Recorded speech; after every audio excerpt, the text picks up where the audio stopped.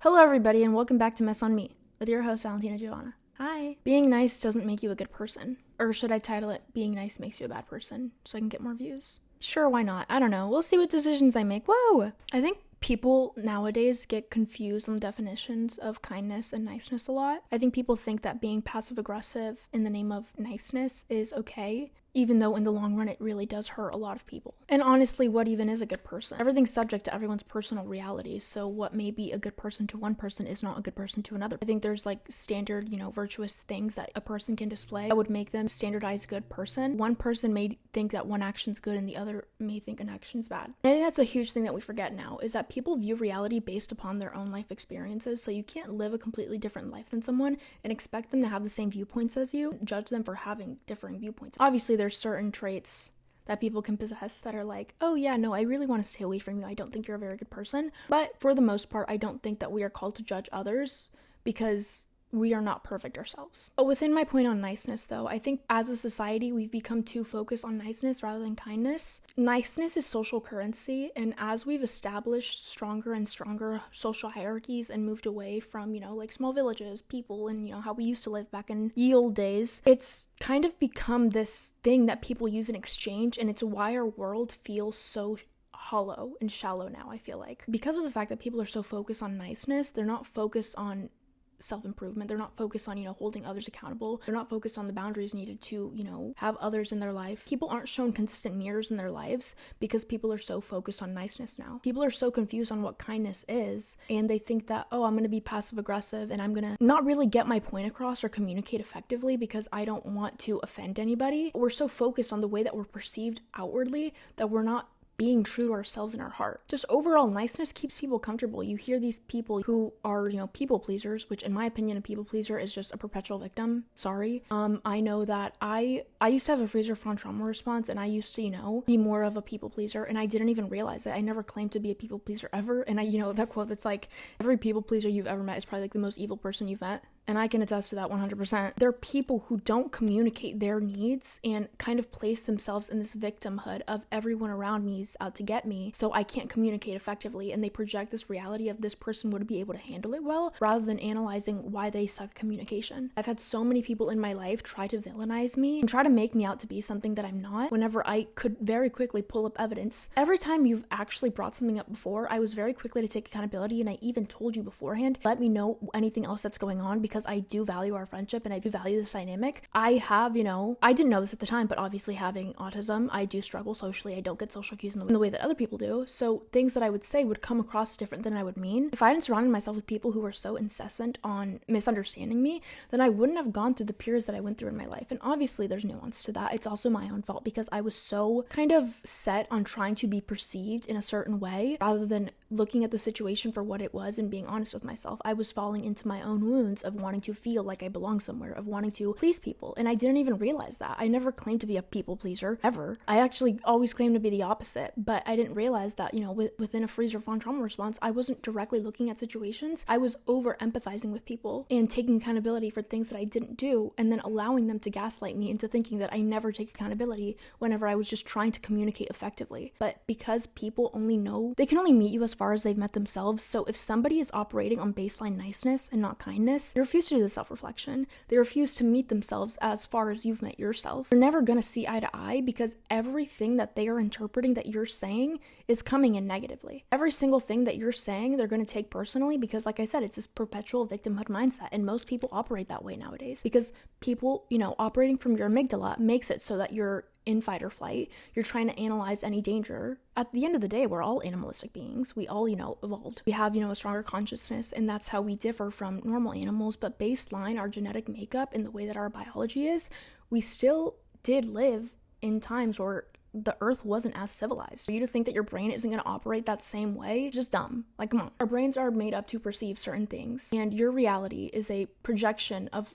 your internal state. And that's another thing also, because people are operating out of survival mode, they're just unable to comprehend nuance. They're unable to comprehend, standard critical thinking skills because they want people to be in fear. That's how the world works, unfortunately. And if you think otherwise, then you might want to wake up. Anyway, Proverbs 20:12-13 states, "The hearing ear and seeing eye, the Lord has made them both. Do not love sleep, or else you will come to poverty. Open your eyes and you will have plenty of bread." Now, a lot of people will read that, and because reading comprehension, understanding is a little different in translations, things get mixed up. You think, oh, this is just a verse about being lazy. Get up, get off your ass, do something. Well, yeah. Baseline cover-wise, it could be considered that way. I look at this and I think that it's a metaphor for awareness. It's a metaphor for the amygdala, for the pineal gland. The hearing ear and the seeing eye. All right, so you view everything in your own perception. You hear everything in your own perception. If you're operating in a state of survival mode where your mind is naturally interpreting things to be more negative because you're trying to protect yourself, obviously it doesn't make you evil. It doesn't make you a bad person. You're just trying to protect yourself. And that nuance right there, that's something that we lack so much in our society, because I posted a TikTok actually a little bit ago talking about how, hey, if you're neurodivergent, if you have autism and you struggle with rumination because people being mean and people not being willing to understand you, because I know that I had huge parts of my life that were deeply affected by things like that, and it made me feel like I was just fundamentally wrong, and I tried so hard to understand these people, but I couldn't. Here's some information. You operate more out of your frontal lobe. They operate more out of their amygdala. You have a better understanding of nuance. They don't. So they can hear a sentence and they're not going to hear what you said. They're going to hear what their mind perceives. That's why autistic people, whenever people hear them talk, they add projections. They add things to what was said rather than actually hearing what they said. I never said that neurotypical people were less than neurodivergent people. I never said any of that. I never said one was better than the other. I said baseline, there's a differing in intelligence. That's it. And neurotypical people in the comments got really mad at me thinking that I was coming for them when that video wasn't whatsoever to come for anybody. It was literally just, hey, I struggled. Here's a tip that helped me. That was it. And I posted a follow-up video saying, if you don't understand, this video isn't for you. Baseline, that's just it. Just keep scrolling. That verse, do not love sleep or else you will come to poverty. Open your eyes and you will have plenty of bread. It's about awareness. It's about understanding reality and not allowing your projections to lead into a negative life. And I think people are so quick to view things baseline and for the cover of what they are. Whenever you lack awareness of your actions, you don't understand the deep-rooted trauma that is behind what you're doing. I'm a Christian. I believe in the kingdom of God, kingdom of darkness. And the kingdom of darkness, those spirits will latch onto you whenever you sin, right? So if you are not aware of your actions, you are not aware of the way that you self-sabotage, if you fundamentally think, this is just the way that I am just broken, the way that modern Christians paint, that's going to make it so that you never actually take accountability for the things that you're doing. You have free will. God gifted you with that. Use it properly. Analyze yourself. There's so many nuances behind spirituality and, Christianity and all this stuff. And I think people are so focused on it's relationship, not religion. But just because certain people have depicted the religion to be more negative doesn't mean that the religion itself is negative. Does that make sense? People struggle to separate those things, and they struggle to understand that just because a couple people in history said some things to make stuff more hateful doesn't mean that the religion itself and the church that Christ founded was evil. Does that make sense? Another verse here that I'd like to highlight is Proverbs 19:1-2. Better the poor walking in integrity than one perverse of speech who is a fool. Desire without knowledge is not good, and one who moves hurriedly misses the way. And this is, directly quoting Niceness. Don't be nice to everyone. Niceness, it keeps people comfortable. It keeps things smooth. But goodness costs something. Aristotle talks about virtue as a cultivated habit. Courage, justice, temperance. But none of these things involve being pleasant. Sometimes being a good person means confrontation. Sometimes it means standing up for what you believe in. Sometimes it means going against the social norm. Look back in the last 100 years, how many changes have been made in society because somebody chose to speak up? Do you seriously think that if women who chose to speak up about their rights didn't because they wanted to be perceived as nice, do you really think that those women were seen as nice girls? Absolutely not. Sometimes goodness and kindness, it means going against what people are saying, and it means questioning things. It doesn't make you a bad person to question anything. I think that's a common theme within everything that I always speak about. Don't be afraid to ask why. And if somebody can't give you a why, that's not a very good belief system. Risk being misunderstood, because it's better to be misunderstood by others and understand yourself than it is to be understood by others and misunderstand yourself. And Kant would say that morality is about intention and duty. It's not about whether or not people perceive you as sweet. You can be a nice person just because you're afraid of conflict. You can be a nice person just because you don't want to stir the pot. But sometimes the pot needs stirring, or else it's going to get all sticky and gross and the food's not going to be very good. You can be nice just because you want approval. I'm sorry, but just because your ego has this incessant need to be perceived as a good person is never going to make you one. So many people out there are so focused on being perceived as a good person rather than being one. And that's a telltale sign. If somebody is so sweet, so nice, they wouldn't hurt a fly, but then they have no political opinions. They have no opinions on, the state of the world going on. That's performative. That's wanting to please people, and that's not a good heart. Somebody who doesn't stand up for their friends, somebody who doesn't stand up for the people they care about, somebody who lets people walk all over them is going to let people walk all over you. And just because, they hide behind this mask of humility, and I honestly believe that hiding behind a mask of humility while not being a very good person at heart is even worse than being an objectively bad person. At least that person's owning up and they're understanding and they're self-aware. They can admit, I have some things that I could work on. Longest time I was like that.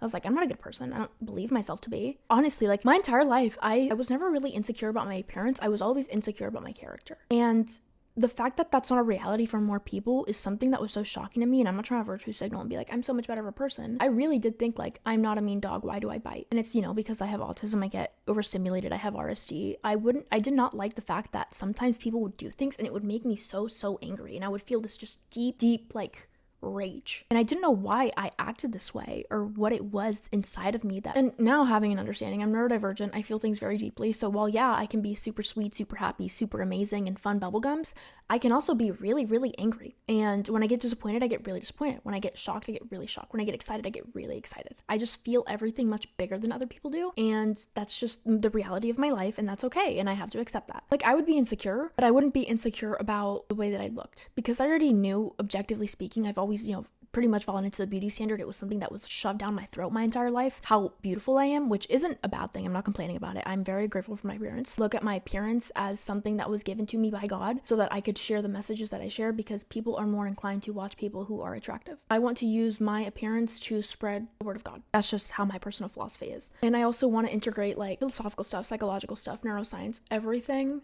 in one, because I understand that a lot of people don't believe in God, and it's because of the way that society's depicted God to be. So I sometimes will post videos talking about how my relationship with God is, talking about certain verses, stuff like that, and I'll receive hate comments being like, religion is a social construct, all this other stuff. And if you look at the surface level of it, yes. And those things where it's like the little hills and stuff where you follow like intelligence and then you go back down to like, I think that when you start off and it's just like religious aspects, following what you're told, not questioning anything, I think that's like the start of the hill. You get to the top of the hill and it's like religion is a social construct, and then you get back down to the bottom of the hill and you really see what it is. Because why hide the truth whenever you can just make people not understand it baseline? Why suppress the Bible? Why suppress Christ? Why suppress salvation and being able to understand all these things if you can just twist the way people's minds operate? If you can just make people dumber and not be able to perceive reality for what it is, then you don't have to hide anything. The easiest prison to keep somebody in is the prison that they don't realize they're in, because they're never going to try to escape. Anyway, back to my original point. Having humility as a mask is not moral excellence.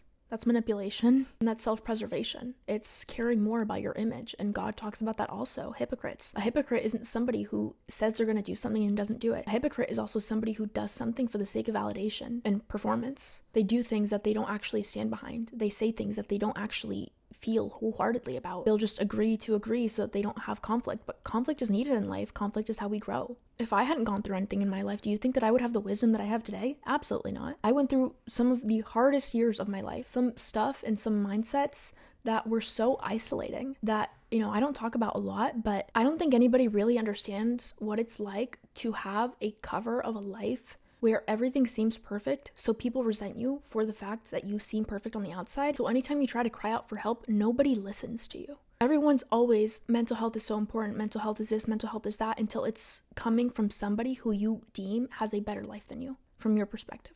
I'm not trying to say that I'm better than anybody in any sort of way, but whenever I was going through psychological abuse, nobody stopped and thought, hey, she's been really negative. She seems really sad. Maybe she's going through something. Let's analyze this. Let's ask her how she's doing. The first thing everybody in my life thought was like, you've become really shallow. You've lost your personality. Is that something you're getting to you? You didn't used to be this way. But they just fail to always realize what came into my life and what changed my circumstances. Because even whenever I was in my first, physically abusive relationship, I was nowhere near as depleted. Does that make sense? I still had my sanity. I still had me. I was still myself. I still made jokes. I still was funny. I still talked to people. I still laughed. People are so quick to live life through whatever they deem to be correct. People don't question things. And that's why I'm so adamant on, if my friend is ghosting me, my first thought is not, oh, she sucks, she can't respond really. My first thought is, I hope she's doing okay. I'm gonna pray, ask if they're doing okay, and understand that sometimes things in life happen outside of you. And I spent so long feeling so guilty for the way that I treated people while being abused. Even though I never really treated people negatively, I just wasn't the same way that I had been before. I was just monotone. I was just flat. I was just more insecure. And instead of people asking, hey, what's going on? Why do you feel so down? It seems you never used to be this way. I've always been a very confident person, light of the room, everything. Instead of people asking that, they were so quick to be like, your insecurity got old really fast. I don't want to deal with it anymore. I started therapy to go and fix myself because I was just so awful to the people around me, and that I needed to, become a better person, just to find out that most of the people I'd surrounded myself with were either like textbook narcissists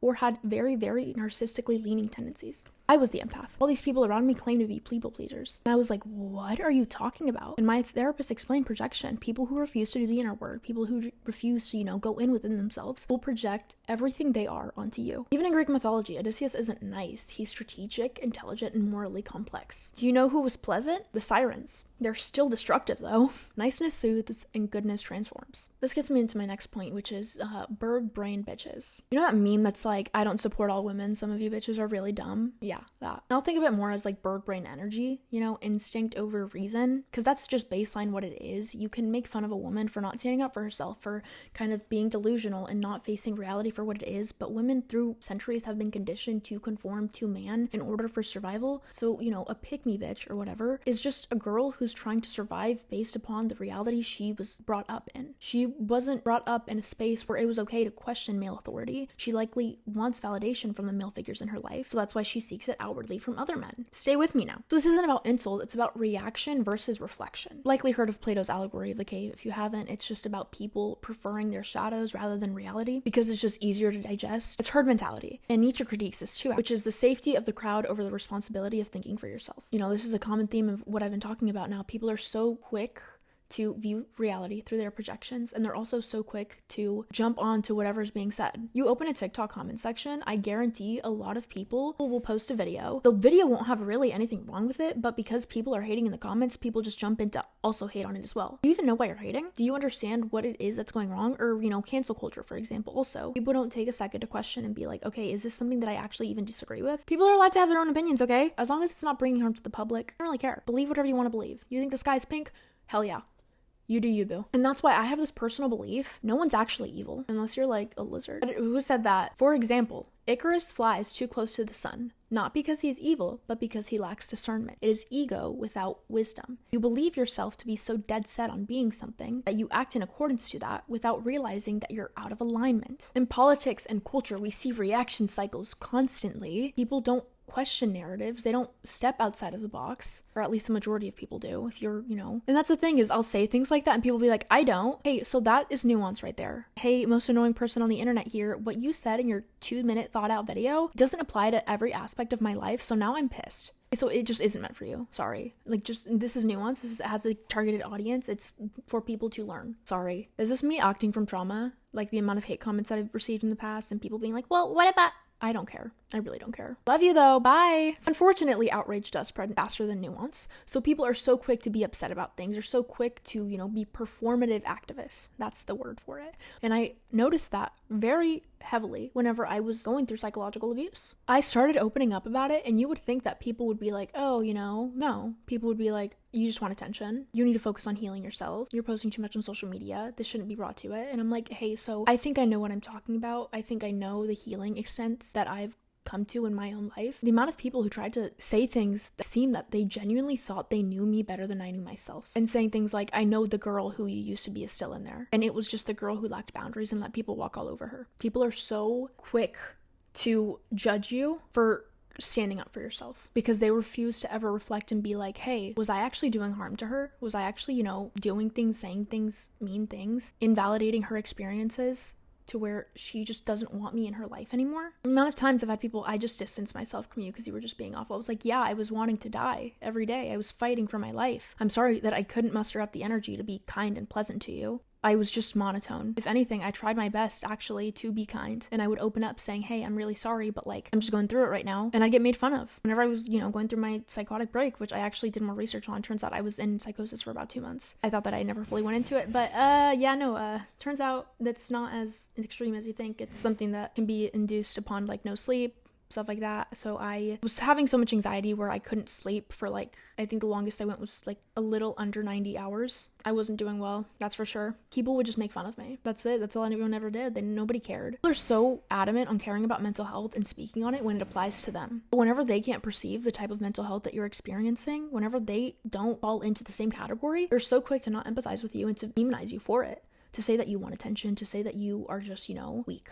That you're just dumb, that you don't want to take accountability. Took plenty of accountability, I promise you. More than I should have. But I'm tired of being silent. I'm tired of having this narrative about me painted, which I've led my entire life. I actually realized this the other day. My friend Amber told me, she was like, I just see you as like the sad puppy whenever you're upset. And that was such a shock to me. She was like, yeah, no, the ops hate it whenever you serve delightful bundle of joy. And I was like, that's how you see me? And I asked a lot of my other friends and they were like, yeah, like that's you. Like, and I lived my life so long thinking that everybody thought that I was a bitch, that I was evil, that I was mean. All these certain things that were fed to me in my head by a certain group of people. Looking back now, wow, that was never me. I actually was the person that I always wanted to be, and I was so hard on myself thinking that I was such an awful person because of the projections that had been laid upon me. To hear her say, this was actually very recently, like a couple days ago, to hear her say that, I was like, what? It was like a reality distortion because I never in my life thought that people perceived me as cute. And to come to find out that that's how most people perceive me, I was like, wait, what? Anyway, overall, people tend to outsource thinking to algorithms and to group consensus. Wisdom requires stillness. A bird brain will react, and a disciplined mind pauses. It thinks, how has their life experience shaped up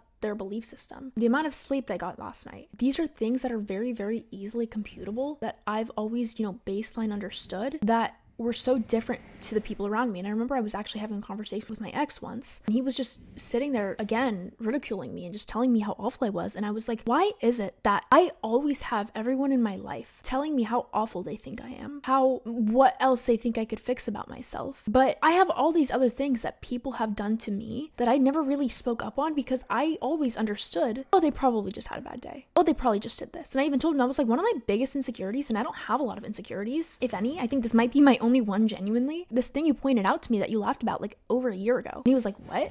Why didn't you say anything? And I was like, I wasn't going to attribute that to your character. It was like a silly little comment. I didn't care. I knew that you didn't mean any harm by it, or at least I had assumed so. So it wasn't something that I wanted to put on you to make you feel guilty for. I think a lot of people seek out whatever they can to become a victim for. You guys don't realize it. Like, you want to be victim so bad that you'll grasp at anything that is, rationally speaking, is justifiable to be offended for. When in reality, like, it was never even meant to be that way. And that's something that I always understood. And I told my ex even, I told him once also, your pain wasn't worse, you were just louder. Because he would constantly just tell me what I was doing wrong and act like he was so hurt and all this stuff in the relationship when I was quite literally dying. Like, I couldn't eat, I couldn't sleep, I lost everybody in my life. I was a shell of myself because I hated myself so much because of all the things that were negative that he told me that I did. And in reality, it was mostly a projection of him. And that brings us into our next point. Matthew 6:14. For if you forgive others their trespasses, your heavenly Father will also forgive you. Forgiveness is not passive, it interrupts cycles. If you want to make a change in this world, you have to break revenge cycles. You have to stop perpetuating these hate cycles, these games, everything. You have to stop taking things that went on in your life as a justifiable reason to become mean, as a justifiable reason to become evil. That's not something that means you're less than or that you're a bad person. It just means that you have an unintegrated ego. I've been through some shit in my life, and I have power over men. I've gone out, on the town. I know the power that I hold in these streets, if you will. I know that I could be out playing a bunch of guys. I could have such an easy life. I could be getting all of my shit paid for. My birthday weekend, I made money. The hoes love me because I'm a vibe. Anyway, I digress. But what I'm saying is, like, I have enough justifiable reason to be awful, and I didn't. And that's not me saying I'm a better person than anybody. That's not me saying anything. That's me saying, what am I going to gain from hurting others? Baseline. What is me perpetuating hate cycles? What is me getting revenge? What does that have to do with me feeling the hole that I have within? Nothing, right? It doesn't fill up my heart with goodness. It doesn't fill me up with any pleasantries. If anything, it just makes me feel guilty. It makes me feel worse about myself. And that mindset of people should pay for what they've done is a direct reflection of survival mode. It's a direct reflection of you not understanding that sometimes people are fighting their own demons. People genuinely are just trying to protect themselves. That guy who, acted all good and amazing when he was talking to you at first and then pushed away, it wasn't that he is showing his true colors now. It's that likely the beginning was him. And obviously there's exceptions and stuff like that. Some people just genuinely want ego validation, but that was likely him. The issue was that he pulled away because his wounding turned on. Negative projections from past situations. His fear receptors turned on, making him treat you negatively. And that doesn't mean that he should not be held accountable for that. But what it does mean is you don't have to take that personally. You don't have to attribute that to your self-worth. You don't have to attribute that to anything about you whatsoever. If you're going to act this way with me, I hope you heal. I'll pray for you, but I'm going to be over here living my own life happily because I don't need the validation of other people to fulfill me. I never have. I never will. So when a man is unintegrated, feminine, masculine energies, he has not integrated his ego, he doesn't operate from this baseline wisdom, and he operates from wounding, it's never going to be healthy. But you yourself can't recognize that, and you can't see a man or being wounded in that sense unless you yourself have evolved and have grown spiritually and have come to a balance within yourself. All of your relationship dynamics are always going to end up being toxic. It's up to you to kind of face yourself in the mirror and see that. People are so quick to point fingers outward. He did this, he did that, or she did this, she did that. Hey, let's self-reflect. You're like, I got played by this person I didn't even want. Why did you give him the time of the day anyway? Human connection is not about attractiveness. It's about connection. People confuse attractiveness with connection so much now, I feel like. If you love bomb this person and you have a projection in your head for what they could fulfill in your life, rather than seeing them for who they are and putting them on this pedestal, and then ultimately they fall from grace and you begin to resent them because they aren't living up to whatever image you created in your head, that's not that person's fault. That's your own fault. Because did you even give them the time to show their true colors? Did you even give them the time to show you who they actually are? Or did you just look at an Instagram feed? Did you just look at a pretty face and think, you'll do? Let's make this work. Is there any soul alignment going on? Do you guys have any of the same interests? Can you guys actually talk to each other? Or is it just that you guys fucked pretty quick? You now have this, baseline energetic attachment. Your literal neurons now rely on each other in some capacity. And I truthfully believe that if you don't think that you hold attachment to anyone during sex, your body's just disassociated to a degree. Sue me. The way that your brain's affected whenever you have sex in large capacities with a large number of people, it desensitizes you to that. You're not different than everybody else. You're not I don't feel anything. You are as numb. And that's a root issue that you need to fix within yourself that nothing out externally is going to fix. No validation from somebody, no amount of sex is going to fill that. I'm an adult woman. I can say I loved having sex. It was great. What wasn't great was the attachment that I had and the hours that I spent crying and the abuse that I endured because of the fact that my nervous system gets so attached during sex. That wasn't great. So people always ask me, how are you so adamant on waiting for marriage and being celibate if you've already had sex in the past? You know what it's like. I feel like it's much harder to actually wait for marriage once you know how awesome that shit is. And truthfully, once you get the life sucked out of you by somebody, you let one man put you into psychosis, you don't really give a shit about anything anymore. And that goes into baseline, everything in my life. I don't care about any of this stuff. And people always laugh when I say things like that, deep conversations and stuff. They'll be like, what do you mean? You have, look at the car you have, look at the, you're on social media, all this other stuff. And I'm like, I'm on social media because I want to spread a message. I have these things because, I have certain likes, I enjoy my jewelry. I enjoy the things that are nice in life. But if you were to take that all away from me, it wouldn't change the foundation of who I am as a person because I don't reflect my happiness and my baseline worth is not attributed to any of these factors. After having such a hard battle with mental health my entire life, the peace that I feel now is priceless to me. I would rather be on the street, homeless, with this same sense of inner peace that is from God, that is from the fulfillment that I feel in my everyday life. I would rather have that than have any of the stuff that I have, material possession-wise. And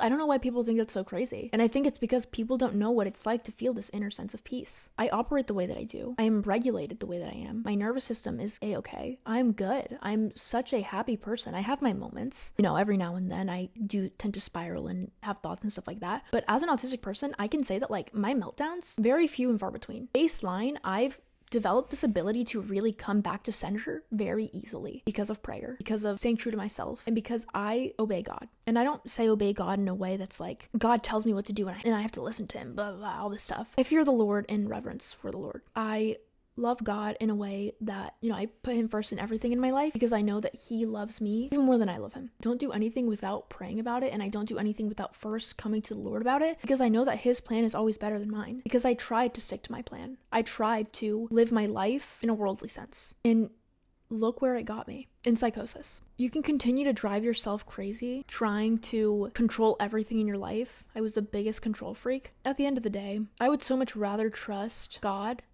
who knows all, who sees all, who wants what's best for me, and will take me there. Obviously, I also have to obey him. It's like if your parent tells you the exact plan that you need to kind of do something for good, if you don't listen, you don't listen, and you're not going to get that plan, there's some days where I want to deactivate all my socials and I don't want to do this, and I just want to go MIA and I don't want to talk to anybody. I'm a very closed off person. I don't talk to a lot of people in my day-to-day life. I know that, the way things are portrayed on social media, it seems like I overshare. I don't share a lot of stuff, actually, like for real. I'm a very closed off person. I spend most of my time alone. I have a really weird relationship with being perceived. I do this because I know that God put me through what he put me through. He shaped me. All of my experiences, I don't look at them like, God, why would you put me through that? I look at it as, God, thank you for shaping me into the person that I need to be to help all the people that I can help now. Thank you for making me who I am today, because who I am today is somebody that I deeply, deeply love and that I have reverence for in myself because I was shaped by God. If I didn't have God, who knows where I'd be? Probably dead. Yeah, I'm gonna end it off on that note. Thank you guys for watching and listening. Please go subscribe on this account, on my personal YouTube where I vlog and stuff, Valentina Giova, and all of my socials for the podcast are Mess on Me Podcast, and my socials for my personal stuff is Valentina Giova. Peace out. Goodbye.